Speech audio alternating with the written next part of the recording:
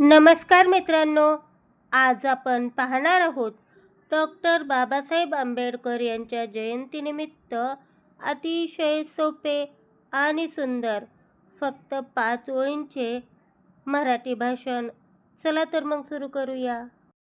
आदरणीय व्यासपीठ आणि माझ्या मित्रमैत्रिणींनो, आज 14 एप्रिल भारतीय राज्यघटनेचे शिल्पकार डॉक्टर बाबासाहेब आंबेडकर यांची जयंती.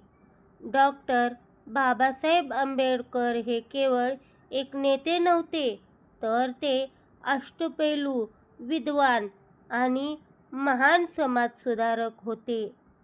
त्यांनी आयुष्यभर अन्याय आणि विषमतेविरुद्ध लढा दिला आणि समाजातील शोषित घटकांना न्याय मिळवून दिला.